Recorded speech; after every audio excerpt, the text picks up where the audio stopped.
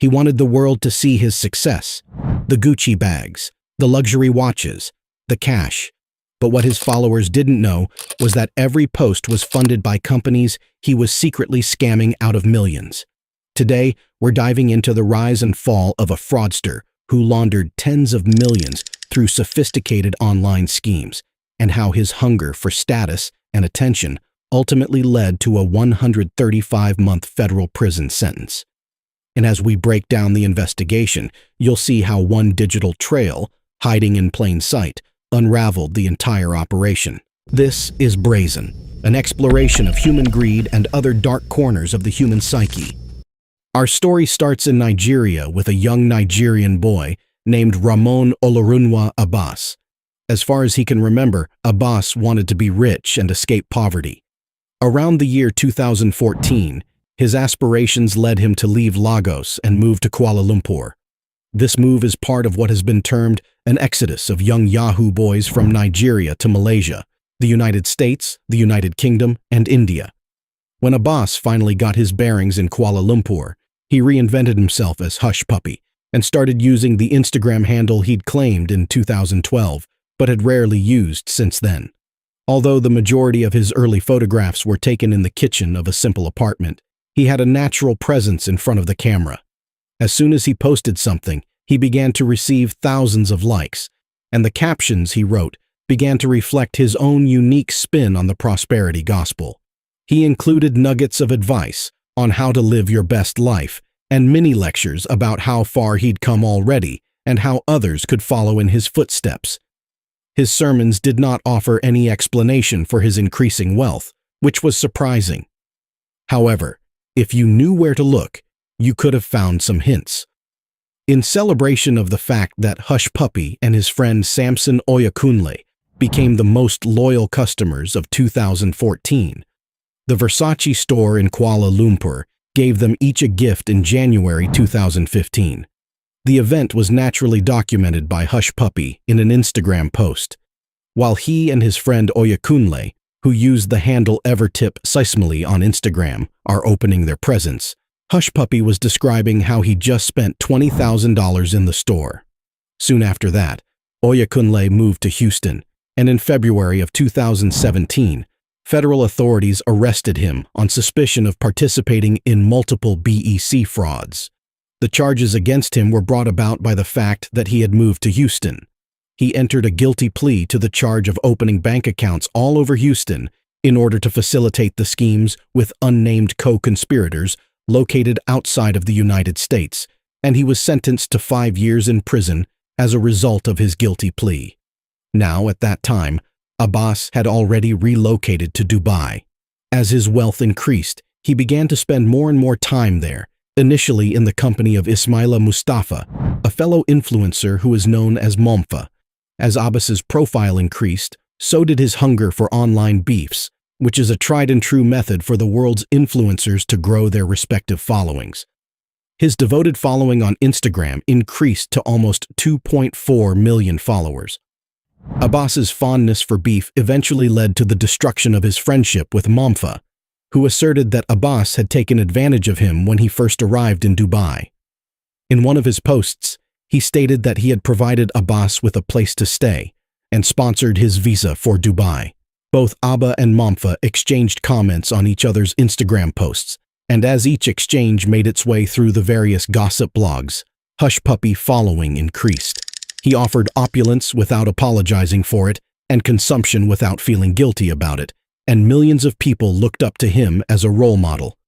Back in his hometown, he was on the cusp of becoming a full-fledged celebrity. However, it was clear that the good life could not go on unfettered.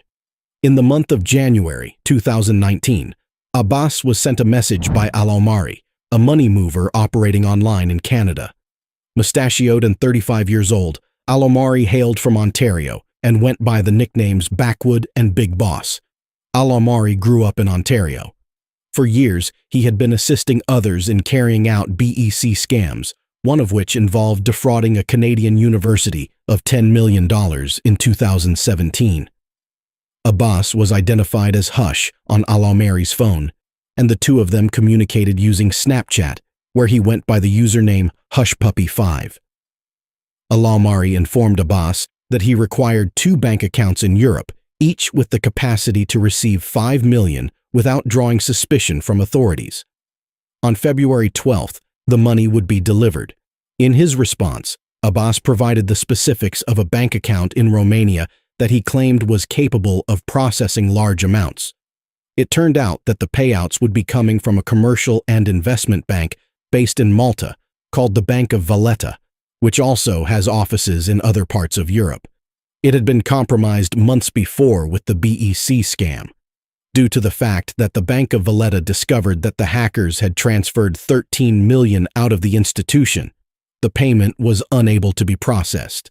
They quickly turned off their entire electronic system and immediately started making frantic efforts to get their money back.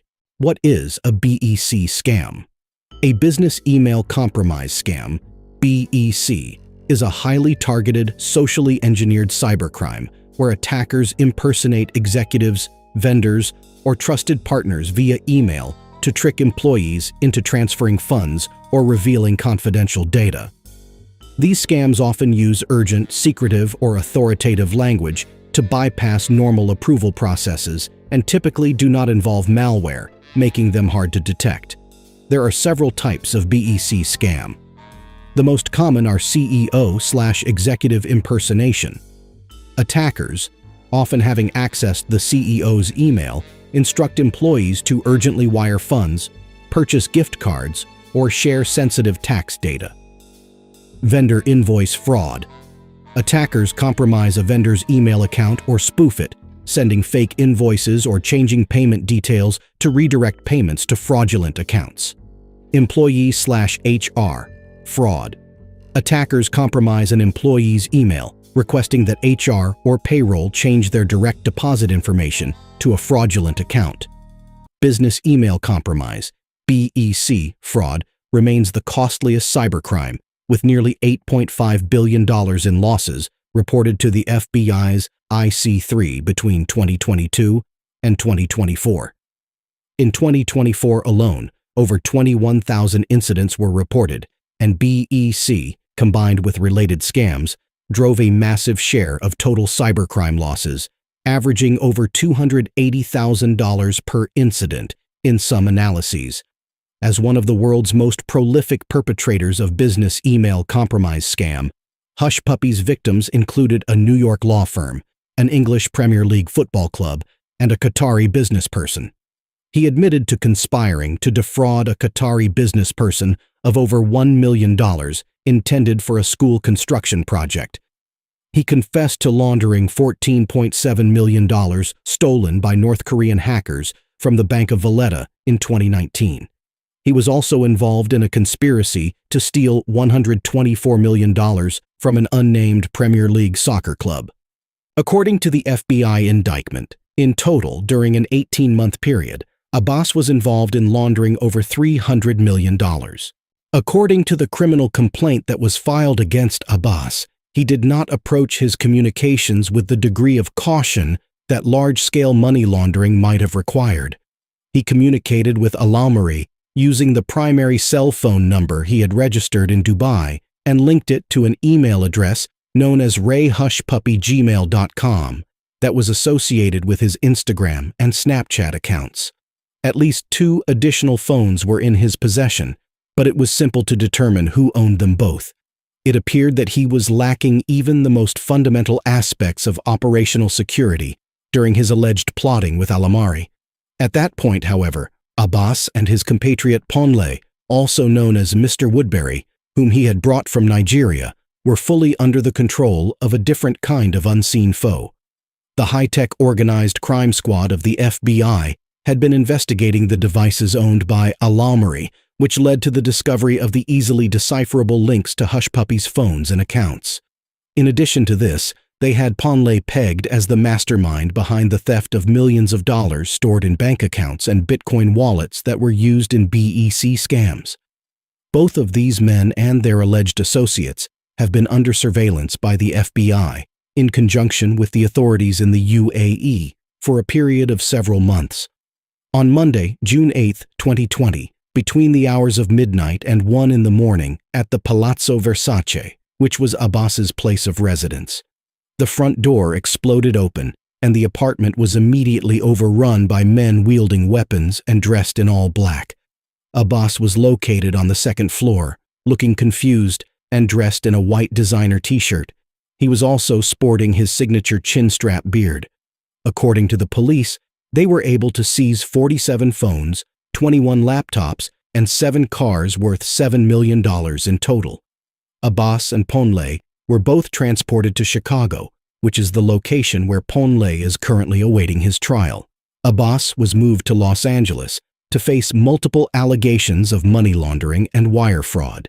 During a preliminary hearing, because of the possibility that Abbas would fail to appear in court, his request for bail and the opportunity to stay with the uncle of his girlfriend in Homewood, Illinois, were both turned down. Abbas faces a statutory maximum term of 15 years in federal prison, possibly even 20 years if he is found guilty of conspiring to engage in the activity of money laundering. After serving his sentence, he would be deported back to Nigeria, which is his country of origin. Hush Puppy addressed a personal letter to the court to make a final appeal to Judge Otis Wright before the day of his sentencing, which was set for September 19, 2022. In the letter, he recounted his origins of wealth, his involvement in illegal activity, and his remorse. He expressed regret to his relatives for having humiliated them, and he complimented the FBI on the thorough job they had done in bringing him to justice. Since the unsealing of Hush Puppy's indictment, the businesses that have profited from Hush Puppy's largesse over the years and frequently repaid him with merchandise have not exactly rushed to his defense. Some of the items that Abbas flaunted on social media were specifically loaned to him for the purpose of his Instagram. It does bring up a really important set of questions regarding the ethics of marketing and how they intersect with the rise of influencers. When it comes to selecting or recruiting an influencer, what kind of due diligence do these companies perform on their collaborators? Leave a comment down below telling us what you think about it. Please ensure that you have liked our video and subscribe to our channel so that you do not miss any of our most recent uploads. See you next time.